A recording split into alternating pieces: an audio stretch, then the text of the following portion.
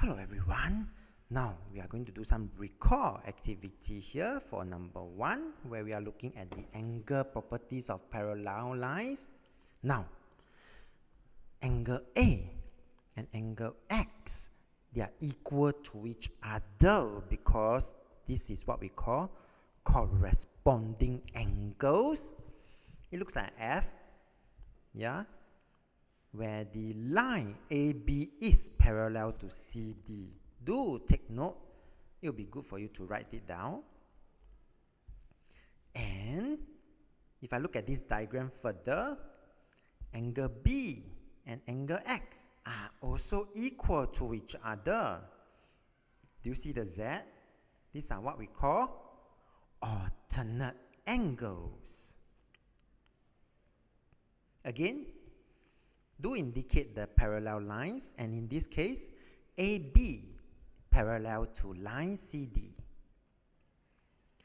I also see a third pair of angles that has some angle properties, angle C and angle X, but now they add up to 180 degrees. So you can see it looks like a C, yeah? They are interior angles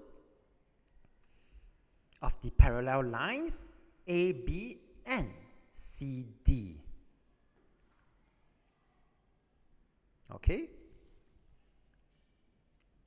The next thing we would like to take note of when we started on this chapter would be the area of triangle that we have learned previously. And this formula applies to all triangles, where it is equals to half times the side A and the side B. For this particular question, it is the length AC and the length BC. And also, we multiply by the sine of the included angle, which is in this case the angle C. You might wonder, what is an included angle? Well, notice that the length A and the length B make the angle C.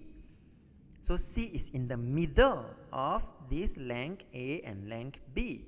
So this C is what we call then included angle. Alright? Moving on. In this particular topic, Pythagoras theorem is also pretty useful. So let's recall back where we have the two sides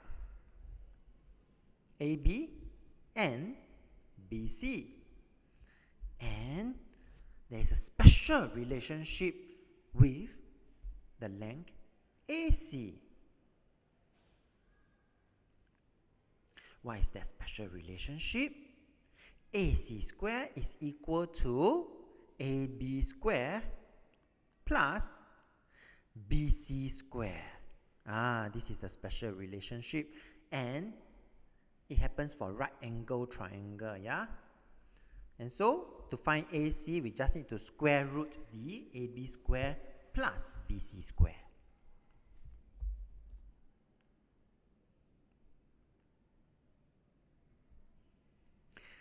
The next thing that will be helpful for us is the trigonometric ratios.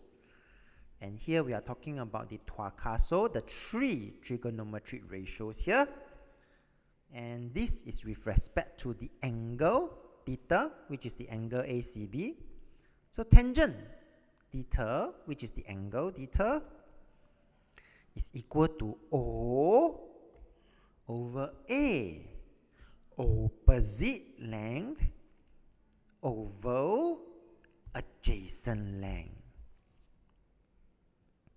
So in this particular diagram here, it would then be the length AB divided by the length BC.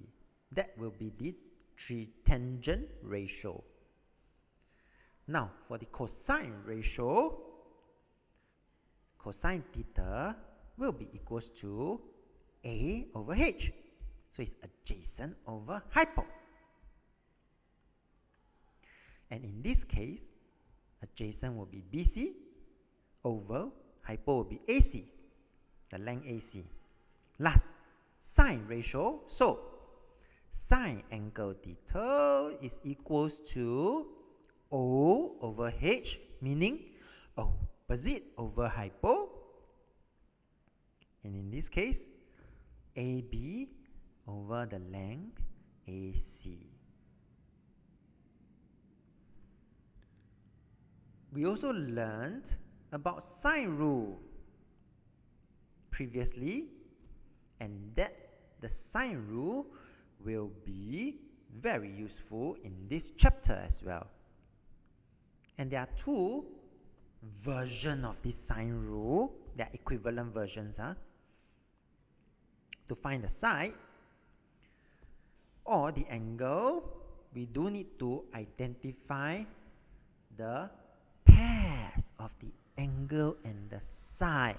And this is how we identify them, by drawing an arrow and to identify the opposite side of that particular angle. So in this case, you can see I have color-coded them already. And once I have successfully identified the pairs, then to find side, this is the recommended formula. We put the side on top, meaning length A or side A divided by sine of angle A is equals to side B over sine of angle B. In turn, equals to side C over sine of angle C. And to find angle, we just use this version. We put the angle on top. Sine of angle A over A is equals to sine of angle B over B is equals to sine of angle C over C. So this sine rule will be very useful in this chapter. And the last, cosine rule. Again, there are two versions that we are looking at. And for the cosine rule, do take note about the angle A that we are looking at, the side A, that's opposite of this angle A, and do take note this angle A is the included angle of the side B and C. And once we have identified that correctly, right, then this formula goes like this: A square equals to B square plus C square minus 2 times B times C times the cosine of angle A. And we use this formula to find side. And to find angle, if you do some algebraic manipulation, you will get this version, where cosine angle A is equals to B square plus C square minus A square over 2 times B times C. And so angle A would then be equals to the cosine inverse of this algebraic expression, which is B square plus C square minus A square over 2BC.